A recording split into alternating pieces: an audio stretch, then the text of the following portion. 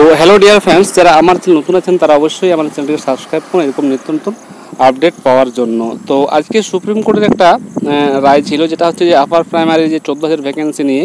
তো চলুন আমরা দেখে নেব যে উচ্চ প্রাথমিকে 14,000-এরও বেশি শূন্য পদে নিয়োগের ক্ষেত্রে বাধা রইল না স্কুল সার্ভিস কমিশন এর। আপাতত কলকাতা হাইকোর্টের রায় বহাল রাখল সুপ্রিম কোর্ট। মঙ্গলবার অর্থাৎ আজ প্রধান বিচারপতি ডিওয়াই চন্দ্রচূড়, বিচারপতি জেবি পারদিওয়ালা এবং বিচারপতি মনোজ মিশ্রের বেঞ্চ জানিয়েছে, এখন এই হাইকোর্টের নির্দেশে হস্তক্ষেপ করছে শীর্ষ আদালত। আগামীকাল অর্থাৎ 25/9/2024 তারিখ প্যানেল প্রকাশ হবে। আর এই মর্মেই কিন্তু স্কুল সার্ভিস কমিশনও কিন্তু একটি বিজ্ঞপ্তি প্রকাশ করেছে, আপনারা হয়তো ওয়েবসাইটে গিয়ে দেখতে পারেন। যেটা হচ্ছে the West Bengal central school service commission, যেটা বলছে যে publication of panel in respect of first SSC 2016 upper primary level of classes except 10% seat reserve for para teacher.